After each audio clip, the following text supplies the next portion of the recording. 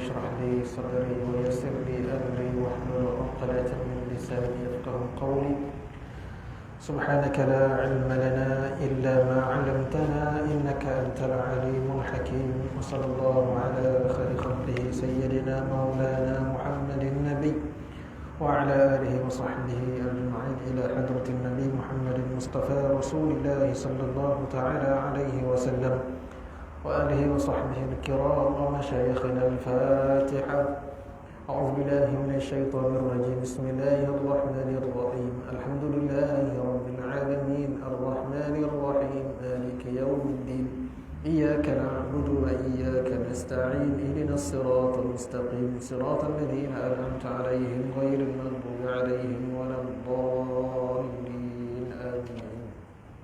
السلام عليكم ورحمة الله تعالى وبركاته. Khabar semua sehat? Alhamdulillah wa syukurulillah. Baik, kita sambung pengajian kita ke surat 26.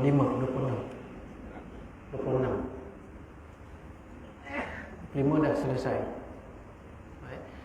Baik, bismillahirrahmanirrahim. Qala al-musannif rahimahullah wa nafa'ana bi'ulumihi fid dharain amin.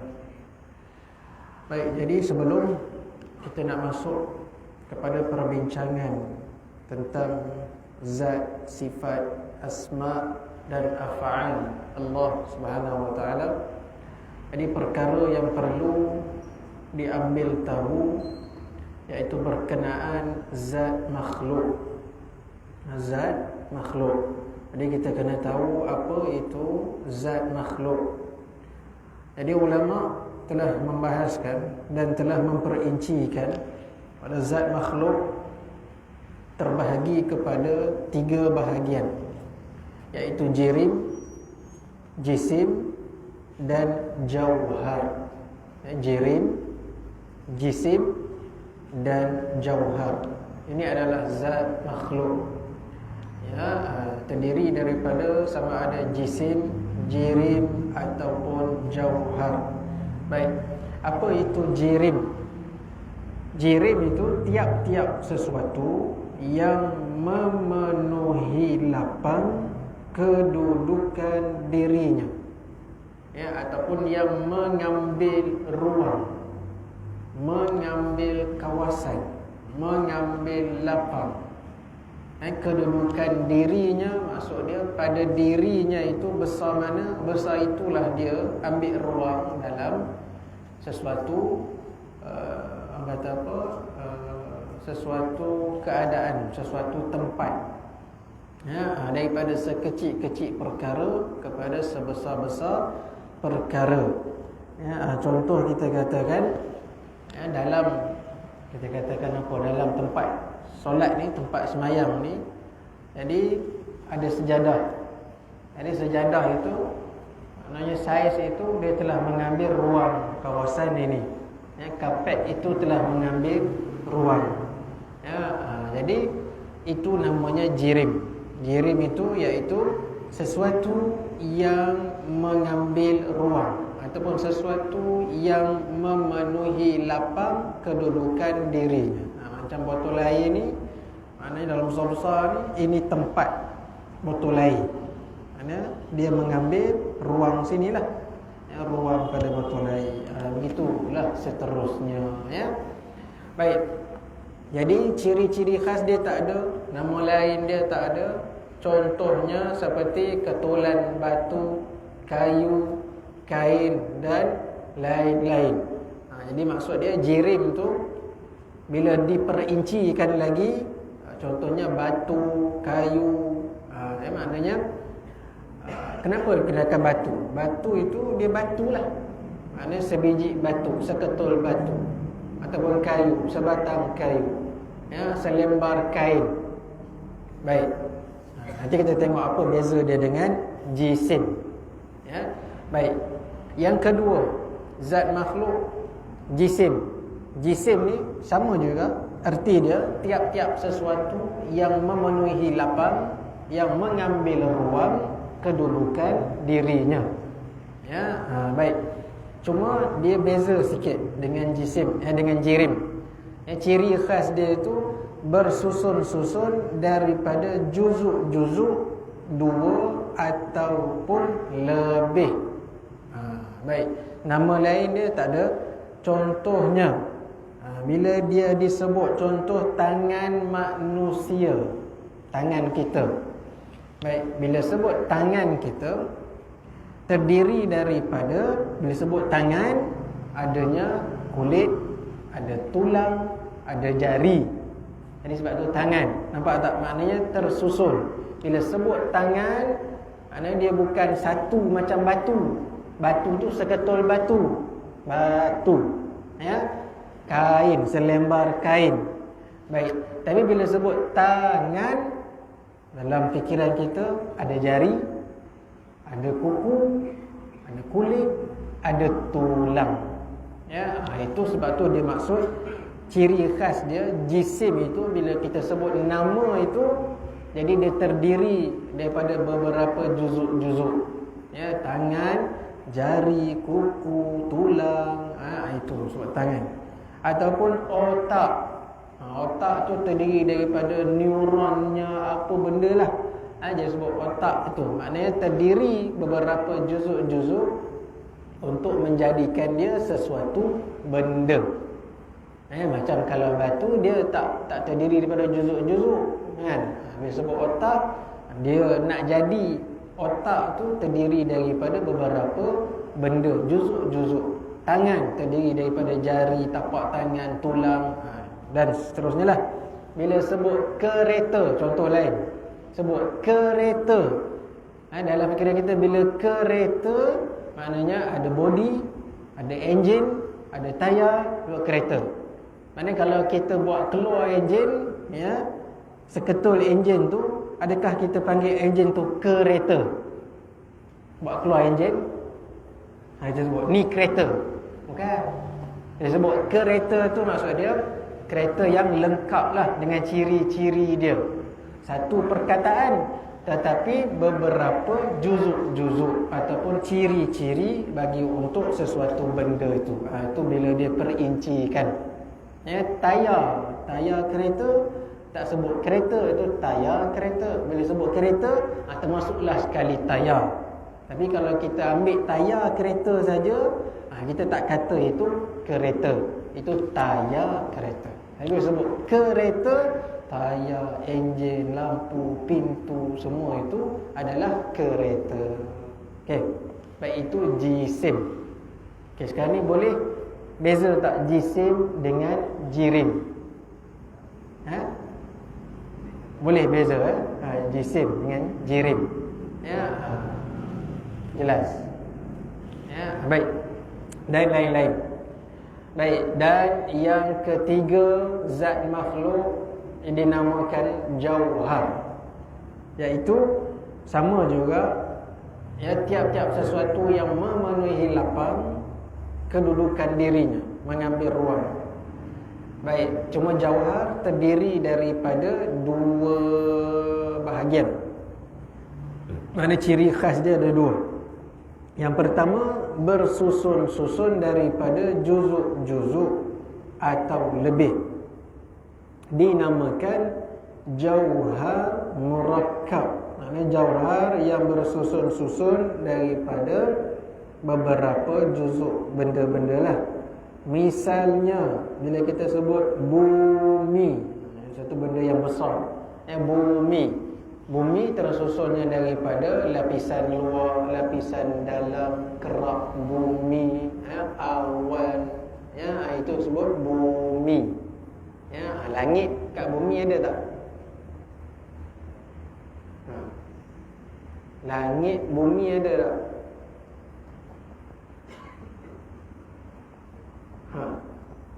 Globe bumi.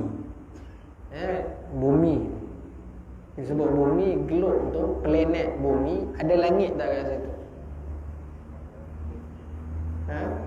Tak ada langit. Itu hanyalah awan, lapisan, ataupun atmosfera, stratosfera, apa lagi fera lah. Jadi nak tembus itu pun, itu bukan langit lagi. Langit pertama pun tak ada orang sampai lagi. Tak ada orang yang boleh tembus langit yang pertama lagi. Ya, jadi yang tembus langit ada berapa orang yang dah tembus langit? Yang dah tembus langit, setakat pengetahuan kita lah, ada berapa orang? Ya, Nabi Muhammad SAW dah sampai langit ke-7, tembus dah. Lagi siapa lagi yang tembus langit? Nabi Isa, dikhabarkan di langit yang ke-5. Nabi Isa dikhabarkan duduk langit yang ke-5. Nanti akan turunlah ke bumi bila akhir zaman. Nanti Nabi Isa akan membunuh Dajjal di pintu Bab Lud. Bab Lud ni dia dekat dengan Tel Aviv. Dekat. Dia lebih kurang dalam 20 km lebih lah. Pintu gerbang dipanggil, ada situ pintu Lud, L-U-D, ataupun itulah. Lud itu berhampiran dengan Tel Aviv, dalam Palestin lah. Nanti Dajjal dia lari bila dia dah nak kalah tu, dia lari, dia menyorok dekat situ. Jadi Nabi Isa jumpa lah dekat situ. Lalu kalau dalam hadis sahih itu, bila berhadapan dengan Nabi Isa itu, cairlah Dajjal itu. Cair. Dalam satu hadis kata cair seperti lilin. Dalam satu riwayat lain kata cair seperti garam terkena air. Cair, terbakar. Ya, sebab Nabi Isa lah. Imam Mahdi tak dapat nak, tak boleh nak bunuh Dajjal. Yang akan bunuh Dajjal itu adalah Nabi Isa. Imam Mahdi hanya tentera pembantu pada Nabi Isa. Baik, jadi memang dia akan dibunuh di Palestin. Itu Dajjal lah. Baik, itu bumi yang terdiri daripada beberapa juzuk, lapisan keraknya dan sebagainya lah. Kemudian besi, nak jadi besi. Nak jadi besi daripada apa? Besi itu terjadi daripada apa? Mana orang besi sini?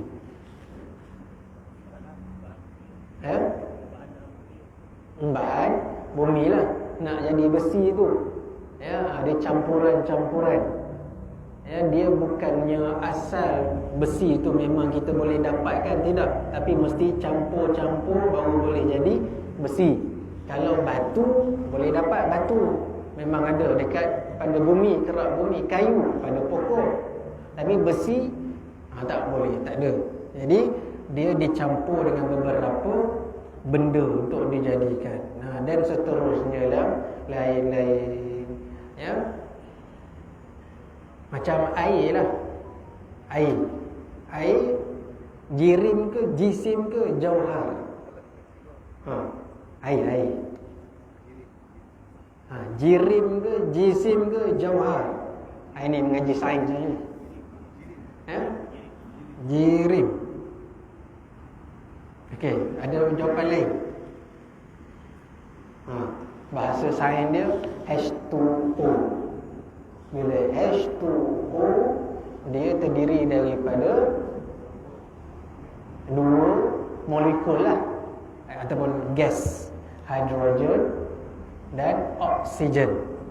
So kita boleh letakkan dia sama ada jisim ataupun jauhar.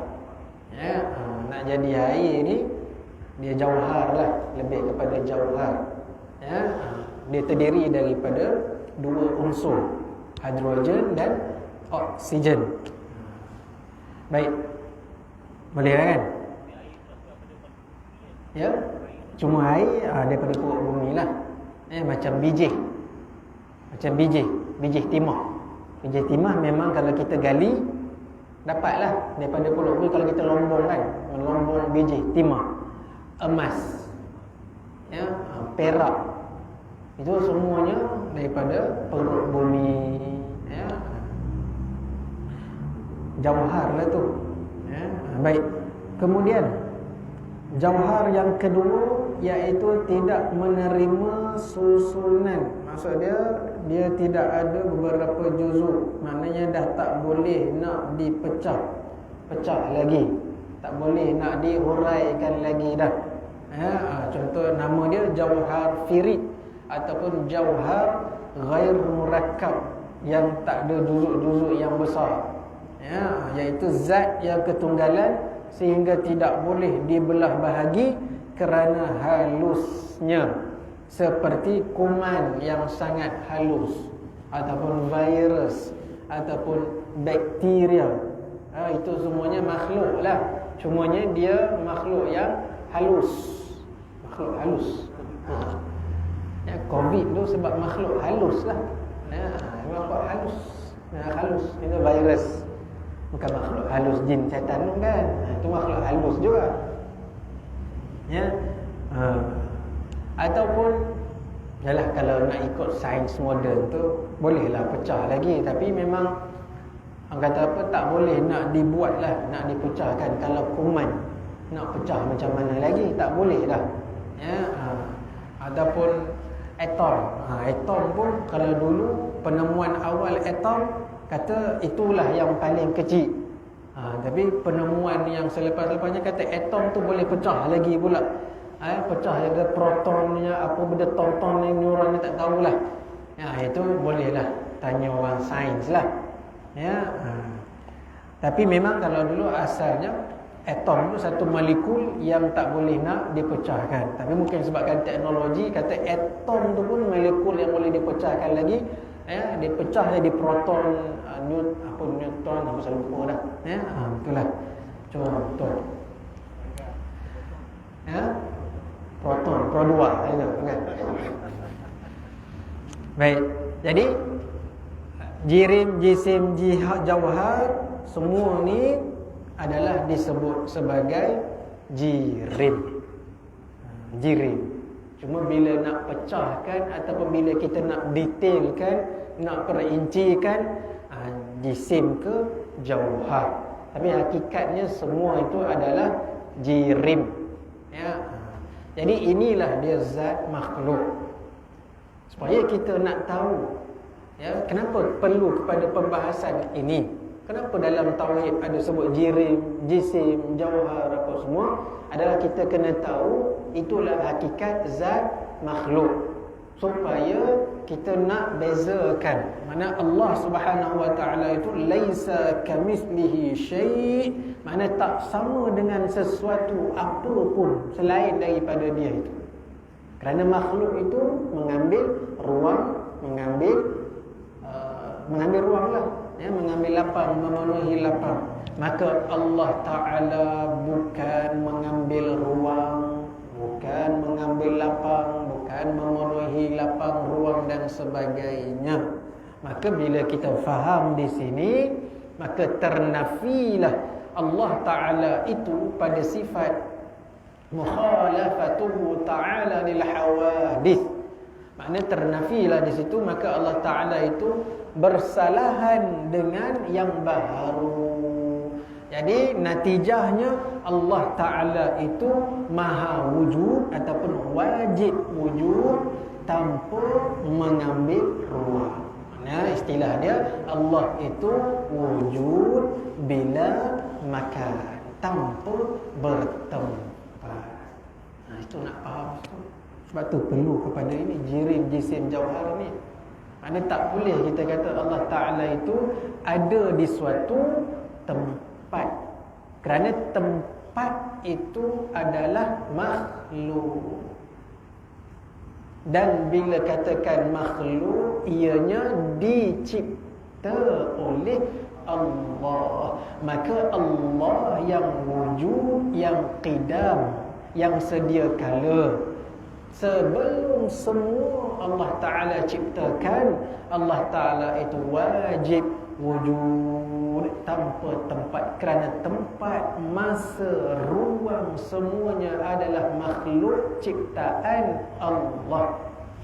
Hatta arash dan kursi sekalipun Allah Ta'ala yang cipta. Sebab itu kita baca Al-Quran, ya, Ar-Rahman ala arsyistawa bukan bermaksud di atas, maknanya di atas itu bertempat. Ya, di atas itu boleh jadi maksudnya menguasai. Ya, istawa bukannya duduk. Ya, jadi bukannya bermaksud istawa duduk atas arasy. Tidak ada ulama, tidak ada dalil yang mengesahkan, yang menjelaskan bahawa Allah Ta'ala itu duduk di atas arasy. Ayat Al-Quran Ar-Rahman ala arsyistawa itu para ulama meletakkannya di bawah ayat mutasyabihat, iaitu ayat yang kesamaran. Maknanya jika diambil maknanya secara zahir. Sebab Allah Ta'ala sendiri sebut daripada ayat kami ada yang muhkamat dan mutasyabihat. Muhkamat yang clear, yang jelas, tanpa perlu lagi ditakwil.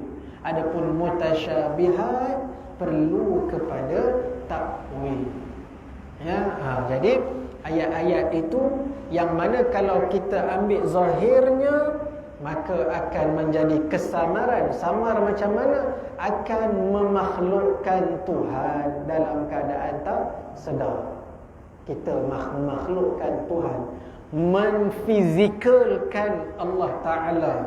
Sedangkan Allah Ta'ala sebut laisa kamithlihi syai'un wa huwas sami'un basir. Jangan kita memakhlukkan Allah ataupun menfizikalkan Allah Ta'ala. Ya, Allah Ta'ala itu wajib wujud. Jangan jadi macam sebahagian golongan Allah Ta'ala turun naik macam makhluk. Memang turun sungguh, dia kata. Di pertiga malam Allah memang turun sungguh. Habis itu kalau dalam ayat Allah Ta'ala perintahkan Nabi Ibrahim pergi ke Palestin, sesungguhnya Tuhan ada di sana. Habis itu Allah ada dekat Palestin pula. Sebab itu ayat-ayat ini perlu kepada pentakwilan. Hadis, sesungguhnya Allah Ta'ala itu sangat hampir, ibarat urat kat leher. Banyak lagi. Dan Allah Ta'ala itu sangat hampir ketika kamu sujud. Habis itu Allah Ta'ala ada masa sujud. Ya? Ini semua ayat-ayat yang perlu kepada pencerahan. Banyak ayat-ayat yang mutasyabihat kita panggil. Ya. Jadi sebab itu Allah Ta'ala itu wajib wujud. Dan dia wujudnya itu tanpa bertempat. Ini wujud. Ya. Ada itu lagi lah. Allah Ta'ala itu tak boleh masuk alam bumi.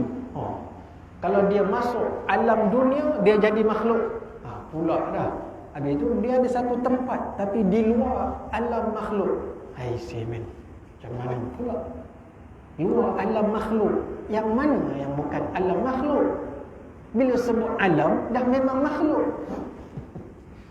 Ada tu lagi lah. Allah Ta'ala di alam ghaib. Ghaib pula. Alam itu sendiri dah makhluk. Naknya dia pertahankan akidah yang songsang begitu. Sedangkan akidah kita jelas. Allah Ta'ala itulah namanya iman, i'tiqad. Akidah kita itu kita beriman Allah Ta'ala itu wujud. Wujud itu yang kita kena pegang. Allah Ta'ala itu wajib wujud tanpa tempat. Kenapa nak letak tempat juga pada Allah Ta'ala? Jadi kita beriman Allah Ta'ala itu wujud. Tak boleh nak dibayangkan dengan akal fikiran. Sebab itu ulama tauhid kata ma khatara bibalik fallahu bikhilafi dhalik. Ma khatara, apa sahaja yang terlintas dalam fikiran engkau, bibalik fallahu, maka Allah itu bikhilafi dhalik, bersalahan dengan apa yang demikian itu. Selagi terlintas pada fikiran, selagi nampak macam makhluk, maka Allah bikhilafi dhalik. tempat, tangan, mata, itu semuanya masih lagi nampak makhluk fizikal, maka Allah Ta'ala bukan itu.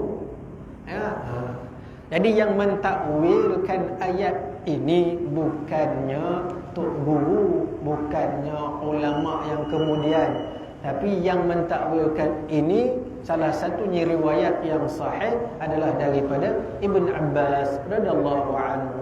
Boleh tengok dalam tafsir At-Tabari, dalam ayat yauma yukshafu an saq, yauma yukshafu an saq, hari yang disingkapkan betis Tuhan.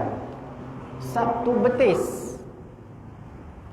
Ibn Abbas yang mentakwilkan saq itu bermaksud asyiddah, ini bersangatan, mana hari yang bersangatan, iaitu yaumul akhirah, yaumul mahsyar, bersangatan takut, bersangatan macam-macam perasaan waktu itu. Itulah yauma yukshafu an saq. Kalau baca terjemah, saq itu betis, Allah Ta'ala ada betis pula ke? Sebab itu Ibn Abbas mentakwilkan ayat itu dalam tafsir At-Tabari, riwayat yang sahih, iaitu as-saq yakni bermakna al-muradu bihi asyiddah, bersangatan. Ini banyaklah. Jadi sahabat dia memulakan takwil, maka para ulama hanya mengikut kaedah yang ada. Jadi bila sahabat, takkan kita nak tolak sahabat. Sedangkan kita tahu bahawa Ibn Abbas siapa? Pakar tafsir Nabi SAW. Jadi fahaman-fahaman yang ni banyak yang dah tercedok, tapi itulah dia nak pertahankan juga fahaman dia tu. Nak juga kata Allah Ta'ala duduk atas arasy. Entahlah. Biarlah dia. Kita dah bagi tahu dah.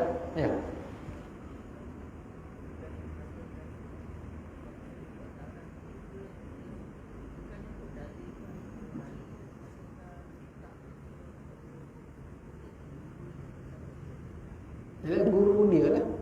Yang guru dia lah, fahaman dia lah. Sedangkan fahaman dia mendakwa mereka itu mengikut fahaman salaf. Sedangkan ulama salaf tak begitu pun fahamannya. Ulama salaf tak begitu fahamannya. Jadi masalah juga bila dia orang ni begitu. Jadi ulama salaf baik. Ada kalau saya tak silap di dalam kitab Mufti wal Mustafti ataupun kitab yang lain, tapi yang menukilkan itu adalah Imam Ibn Salah. Imam Ibn Salah ni masyhur dengan ulama ulum hadis ataupun mustalahul hadis. Imam Ibn Salah ataupun ulama hadis lah. Ada orang yang mengaji hadis tahulah siapa itu Ibn Salah. Mengatakan bahawa pada ayat-ayat mutasyabihat ini terbahagi kepada 3 golongan. Golongan yang pertama iaitu beriman dengan ayat tersebut, membaca sebagaimana diturunkan dan maknanya dikembali kepada pemilik ayat. Maknanya makna itu diserahkan balik kepada Allah Ta'ala. Itu golongan pertama. Golongan kedua iaitu beriman dengan ayat tersebut, membaca sebagaimana yang diturunkan, namun maknanya ditakwilkan. Maknanya ditakwilkan sesuai dengan sifat Allah Ta'ala yang maha tinggi. Sesuai. Golongan kedua. Golongan yang ketiga iaitu beriman dengan ayat tersebut, membaca ayat tersebut, maknanya diambil yang zahir. Golongan ketiga. Maka Imam Ibn Salah kata apa? Yang betul dan yang selamat fahamnya adalah golongan yang pertama dan kedua sahaja. Adapun golongan yang ketiga adalah fahaman yang salah. Golongan ketiga ni yang ambil makna zahir semata. Golongan pertama itulah ulama salaf. Golongan yang kedua itu ulama khalaf. Golongan yang ketiga ulama tersalaf. Jangan payah tu. Boleh je kan? Jadi ayat-ayat macam istawa itu ada lebih kurang 6 tempat lah dalam Al-Quran. Ada 6 tempat.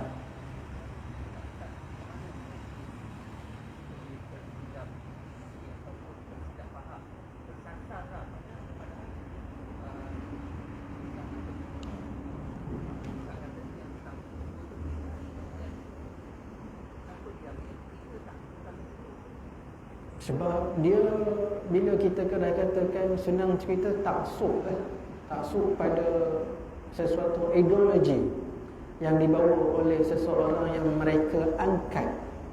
Jadi mereka pertahankan ideologi tersebut, pandangan tersebut. Itu dinamakan sebagai taksub. Jadi fahaman-fahaman ini memang taksub lah. Dan fahaman ini pun sebenarnya kalau kita selusuri, kalau kita kaji lagi, adalah bukan daripada ulama-ulama kita. Bukan. Fahaman begini kalau kita tengok sejarah di tanah Melayu pun, macam kita bagi tahu sebelum ni lah, timbul pada tahun 1950-an. Sedangkan Islam di tanah Melayu bukan tahun 1950-an. Islam di tanah Melayu paling-paling awal direkod pun pada kurun ke-11 atau 12. Itu pun di Kerajaan Pasai. Kerajaan Pasai. Awal-awal tanah Melayu. Dan rekod-rekod yang ada pun, ulama-ulama yang datang daripada sebelah Yaman itu adalah akidah mereka itu adalah akidah sifat 20 Asy'ariyah dan Maturidiyah. Ini yang bertapak di tanah Melayu.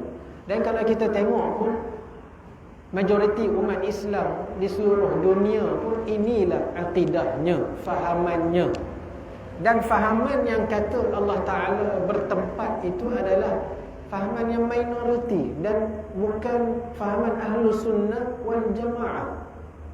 Maksudnya kalau kita nak ikut ulama salaf yang betul, maknanya nahnu nu'minu biha, maknanya kami beriman dengan ayat tersebut, wa naqra'u kama unzil, dan kita baca sebagaimana diturunkan, dan maknanya wal ma'nahu, kembalikan balik kepada Allah Ta'ala, maknanya tak takwil. Sebahagian besar ulama salaf tak takwil, namun ada ulama salaf yang mentakwil kerana mengikut jejak langkah sahabat Nabi Ibn Abbas radhiyallahu anhu. Itu boleh tengok dalam kitab-kitab tafsir dan hadis-hadis, riwayat-riwayat yang sahih tentang ayat-ayat yang kita sebut tadilah. Banyak lagi boleh tengok. Jadi biasalah perkara-perkara macam ni ada pengikutnya. Benda-benda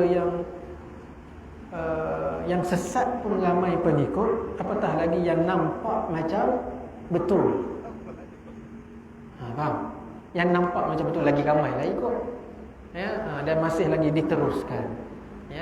Jadi kita lah yang kena mengaji sungguh-sungguh. Kalau kita betul-betul nak tu, kita mengaji sungguh-sungguh, dapatkan daripada ulama-ulama, kerana Nabi SAW sebut alaikum bil jamaah, tetaplah kamu dengan jamaah. Itu riwayat Tirmizi. Dan juga ada riwayat yang lain, la tajtami'u ummati 'ala dhalalah, tak berhimpun umatku di atas kesesatan. Maka berhimpun umatku itu maknanya kita tengok majoriti umat Islam setelah kurun yang keempat sampailah sekarang, majoritinya akidahnya yang mana, fiqahnya yang mana, tasawufnya yang mana. Kalau kita tengok akidahnya adalah Asy'ariyah Maturidiyah ataupun sifat 20. Inilah. Kalau yang ini salah, maka majoriti umat Islam sesat atas dunia ini. Dan majoriti 13 buah negeri umat Islam di Malaysia sesat. Satu negeri saja yang tak sesat. Senang cerita. Sebab satu negeri je yang fahaman begitu. Kita semua sesat. Negeri dia je tak sesat. Yang ikut fahaman dia je yang tak sesat. Yang mengaji sifat 20 yang tak kata Allah Ta'ala atas arash, itu sesat. Yang kata Allah Ta'ala duduk atas arash tak sesat. Sedangkan ulama salaf tak kata pun Allah Ta'ala duduk atas arash. Ulama salaf mengatakan maknanya wallahu ta'ala a'lam bis-shawab. Kita tak tahu, namun kita beriman dengan ayat yang tersebut. Ya, baik. Jadi takwil itu apa? Takwil itu maksudnya kita kita macam mana ayat perkataan itu lupa dah. Ya. Bukan terjemah. Allahumma shalli ala sayyidina Muhammad. Apa perkataan dia lupa dah. Bukan tukar. Bukan kias. Ya Karim. Kalau lupa dah, biasa ingat je, mulai lupa pula dah. Takwil itu memalingkan makna yang asal kepada makna yang lain yang layak bagi Allah Ta'ala. Contoh, yadullahu fawqa aydihim, tangan Allah di atas tangan-tangan mereka. Kalau kita tak takwil, kalau kita ambil terjemah begitu, apakah yang akan terbayang? Tanganlah. Lepas tu dia kata, siapa suruh bayang? Tak, memang tak bayang, tapi dah nama tangan itu terbayang. Macam mana tak boleh nak bayang? Sebab tangan. Tangan ini makhluk je ada. Tangan ni makhluk je ada. Habis nak terbayang tangan besar ke, 1000 tangan ke, 1000 jari ke? Kata siapa suruh bayang? Tak, memang kalau tak bayang pun akan terbayang secara sendiri. Lepas tu ulama tahan, tak boleh. Lepas tu ulama salaf, yadullahu fawqa aydihim, serah pada Allah Ta'ala. Tak ambil makna zahir itu.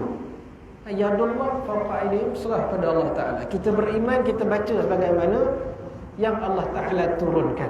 Ulama khalaf, pasal umat Islam dah tersebar, ya, kulit putihnya, kulit merahnya, kulit hitamnya, putihnya, orang Cinanya, dah macam-macam dah. Jadi bila membaca Al-Quran itu, yang dah macam-macam bahasa, terjemahnya macam-macam bahasa dan macam-macam. Jadi faham itu tidak lagi seperti faham yang awal.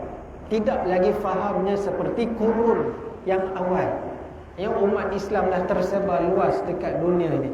Maka ulama khalaf mengambil langkah yang telah dilaksanakan oleh Ibn Abbas radhiyallahu anhuma, iaitu mentakwilkan beberapa kalimah yang dianggap sebagai mutasyabihat. Jadi yadullahu fawqa aydihim, maknanya tangan Allah di atas tangan mereka itu.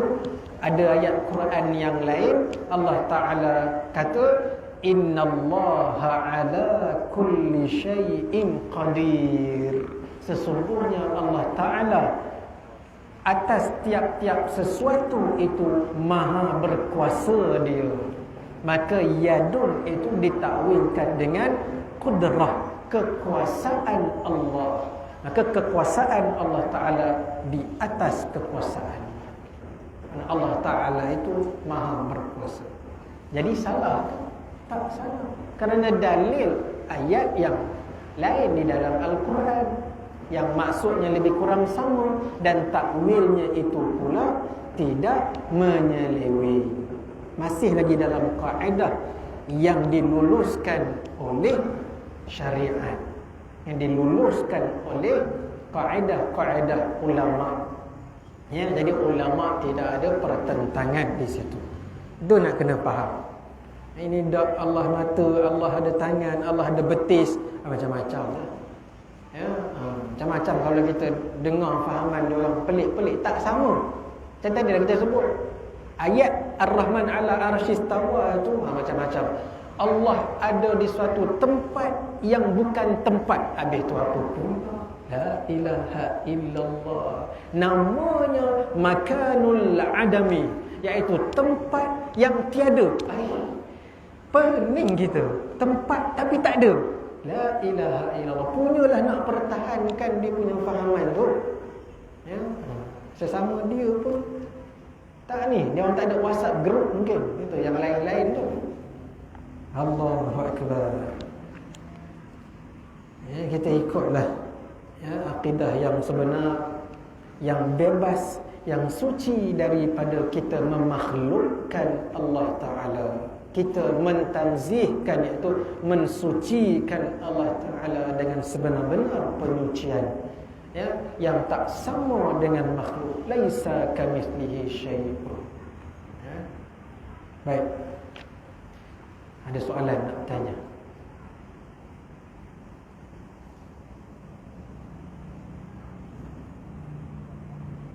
Jelas ya?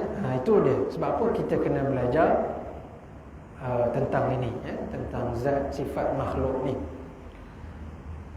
Sebab pengajian ni ramai dah orang tinggal ya? Tak banyak orang tumpu betul-betul. Sedangkan ini adalah akidah kita ya? Akidah ni bawa kepada kehidupan kita yang sebenar. Mengenal Allah Ta'ala itu adalah awal-awal kewajipan bagi setiap insan ya? Wajib kita kena tahu, kena kenal pencipta kita. Jangan jadi golongan-golongan yang sesat. Sebab itu kita minta ihdinas siratal mustaqim. Ya Allah, tunjukilah kami jalan yang lurus, jalan yang benar, jalan yang selamat. Iaitulah jalan yang Engkau telah beri nikmat ke atas mereka. Maknanya Allah Ta'ala suruh kita ikut jalan mereka itu ya, siratal ladzina an'amta alaihim. Itulah jalan yang mustaqim. Jadi siapa mereka itu?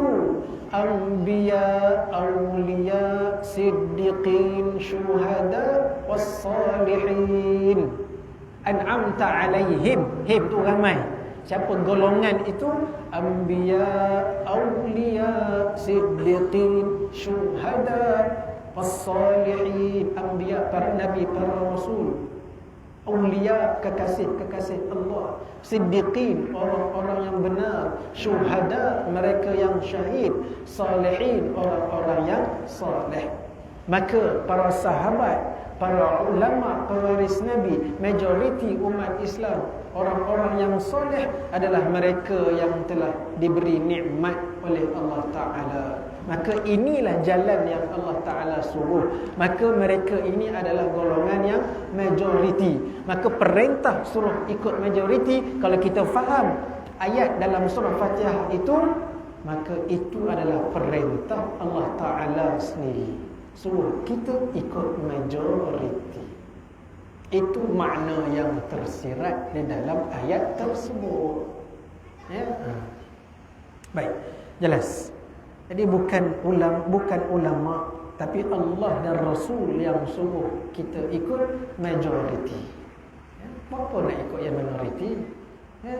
Nak ikut juga negeri pasir berdengung tu dah, kenapa ya? Baik, jelas. Boleh dah. Semangat dah. Boleh pergi perang dah. Tak boleh lagi. Kalau ajak pergi perang nanti dulu Ustaz tak ready lagi. Baik. Perang dengan diri sendiri dululah. Ya, perang nak mengaji akidah tauhid pun jenuh berperang. Perang diri sendiri kan. Baik. Kita sama tengok sikit lagi kesimpulan. Jisim, jauhar murakkab dan jauhar firid atau jauhar ghairu murakkab adalah juga dinamakan jirim. Baik. Maka zat Allah Ta'ala bukan sesuatu yang memenuhi lapang. Maksudnya zat Allah Ta'ala itu bukan mengambil ruang, bukan memenuhi lapang. Jadi bila kita faham perkataan tidak memenuhi lapang itu tidak mengambil tempat, itu maksud dia.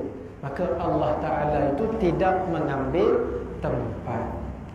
Oleh itu zat Allah Ta'ala tidak boleh sesekali dipanggil jirim, jisim maupun jauhar, sebagaimana yang akan dibahaskan nanti pada sifat mukhalafatuhu ta'ala lil hawadis. Nanti kita bahas dekat sana.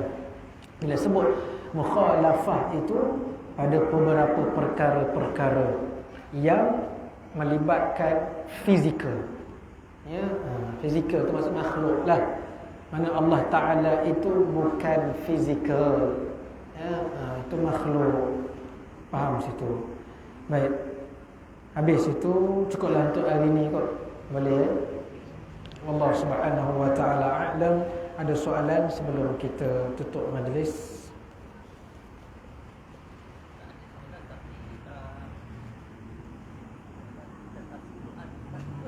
Sudah.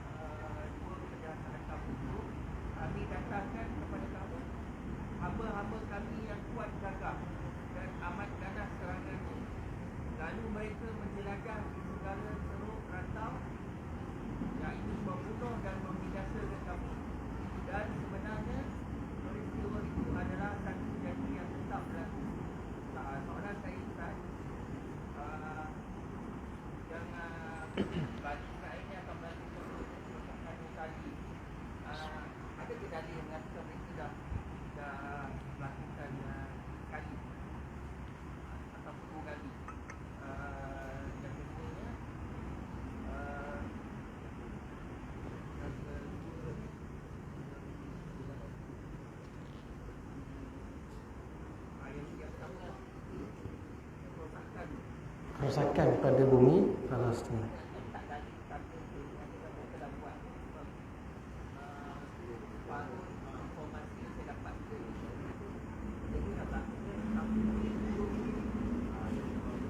Baik, jadi tentang ayat tersebut Allah Ta'ala kata pada golongan Yahudi, mereka akan melakukan kerosakan di bumi Palestin sebanyak 2 kali. Jadi kalau ikutkan kerosakan pertama itu, banyak ulama mengatakan sudah berlaku, sebab dulu lagi dah, lama dah. Kalau ini pada zaman Nabi-Nabi dulu ni. Sebab bangsa Yahudi ni adalah bangsa yang dilaknat oleh lidah Nabi Daud AS. Nabi Daud pernah melaknat bangsa Yahudi kerana mereka paling ramai membunuh Nabi-Nabi. Adapun kerosakan kedua belum lagi lah. Kalau ikutkan pentafsiran itu, ulama-ulama sekarang ini mengatakan belum berlaku lagi. Jadi boleh tengok pada tafsir seperti tafsir Ibn Kathir ataupun tafsir Jalalain tentang ayat tersebut. Kerosakan-kerosakan yang dulu, yang mereka buat dulu, mereka bunuh para Nabi semua itulah. Jadi bangsa Yahudi ini, bila Allah Ta'ala sebut begitu, jadi kita faham memang Allah Ta'ala telah menetapkan bahawa mereka memang duduk di Palestin. Dalam hadis Nabi, bangsa Yahudi akan dimusnahkan di dalam Palestin sendiri. Maka itu satu ketetapan. Memang pada sudut zahirnya perkara yang dibuat itu memang tak betul lah. Tetapi sudut hakikat yang kita nak pandang pada sudut tauhidnya itu, Allah Ta'ala sendiri yang meletakkan mereka itu di Palestin. Ayat Quran, hadis Nabi, yang mana seluruh bangsa Yahudi nanti akan dihapuskan di bumi Palestin. Bermaksud memang mereka duduk di Palestin. jalan ceritanya yang macam mana kita nampak sekarang. Itu jalan cerita. Sebab tu kita nak kena balance. Ini perlu kepada pengajian akidah, pengajian tauhid ini supaya kita balance. Kita nak nampak sudut hikmah apa yang berlaku sebenarnya.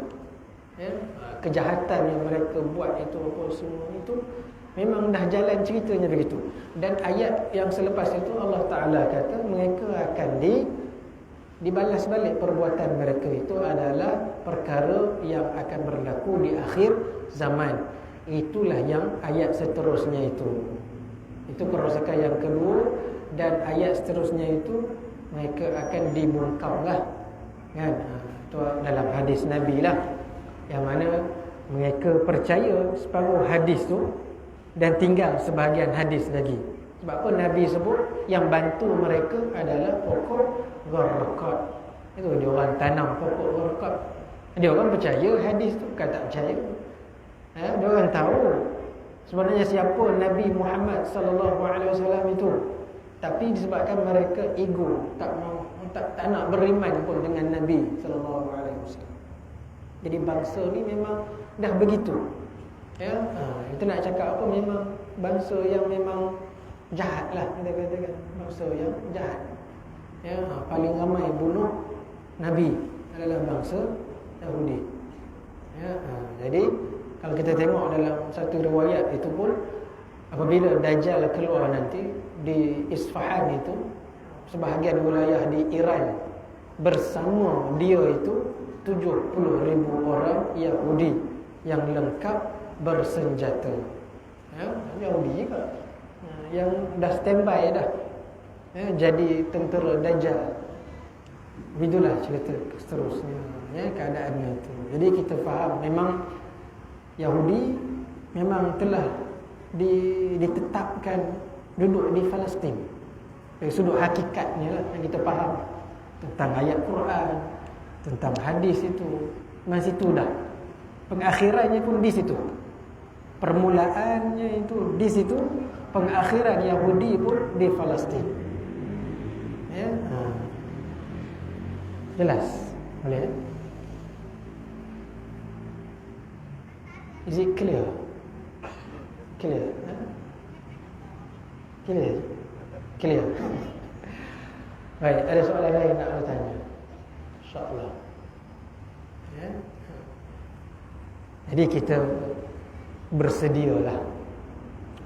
Sudut bersedia itu sudut iman kita, akidah kita, ya, tauhid kita, fiqh kita, tasawuf kita, ya, ilmu fardu ain itu dikukuhkan, diteguhkan, perbanyakkan zikrullah, ada majlis-majlis zikir, ikut sertalah, carilah mursyid, ya, perbanyakkan amalan-amalan zikrullah, ya, sebab itu akhir zaman, makanan akhir zaman adalah zikrullah. Ya, kita tak tahu pun apa yang akan berlaku. Ya, dalam satu riwayat yang sahih juga, ya, bila sampai waktu itu orang beriman, Nabi kata banyak yang naik ke tempat-tempat tinggi seperti bukit-bukit dan gunung-gunung kerana nak menyelamatkan daripada fitnah Dajjal. Ya, itulah hujung-hujungnya begitu.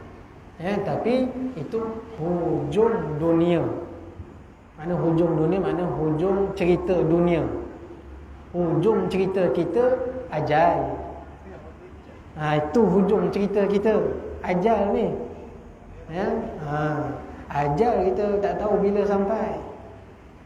Jadi bukan kita tak boleh nak sibuk dengan cerita itu, tapi jangan lupa bahawa ajal kita, hujung cerita kita itu ajal. Ya, jadi kita nak bawa apa? Kalau kita sebelum mati tak kenal Allah Ta'ala, tak kenal pencipta, sungguh-sungguh kenal. Beramal kita masih lagi kerana makhluk, bukan beramal kerana Khalik, bukan beramal kerana Allah Ta'ala. Jadi kalau dalam filem itu, sebab apa adanya, ya, orang jahat? Sebab kita nak tengok hero dia. Jadi berlakunya dalam hidup ini kegeseran. geseran dalam hidup. Ya, sebab supaya kita nak jadi hero. Jadi kalau tengok filem 3 jam tak ada hero, macam mana? Kan, sebab itu filem itu, director itu sudah buat adanya orang jahat. Ya, kok mana pun hero lalas sekali menang juga. Jadi bila dalam hidup ini director Allah Ta'ala, jadi adanya unsur jahat, syaitan, nafsu, supaya kita nak jadi hero. Jadi bila ada geseran itu ada perlawanan. Bila ada perlawanan, adalah hero dengan yang jahat. Jadi kalau kita tak baca skrip betul-betul, jahat pun jahat lah, jadi orang jahat. Nak jadi hero, baca skrip jadi hero lah. Oh, jadi hero.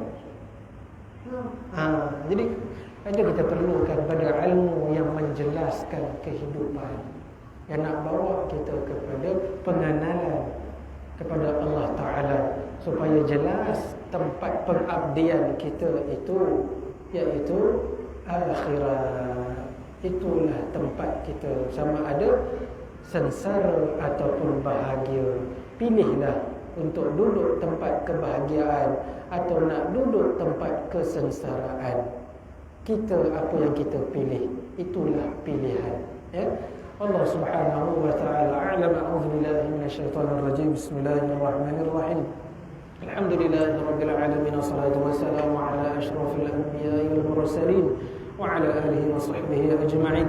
Allahumma iftah alaina futuhal 'arifin wa hamdil mursalin. Subhanallahil 'azim, subhanallah bihamdihi, nastaghfiruka wa natubu ilaik. Wa sallallahu ala khairi khalqihi sayyidina maulana Muhammadin nabi wa ala alihi wa sahbihi ajma'in. إلى حضرة النبي محمد المصطفى رسول الله صلى الله تعالى عليه وسلم وآله وصحبه الكرام ومشايخنا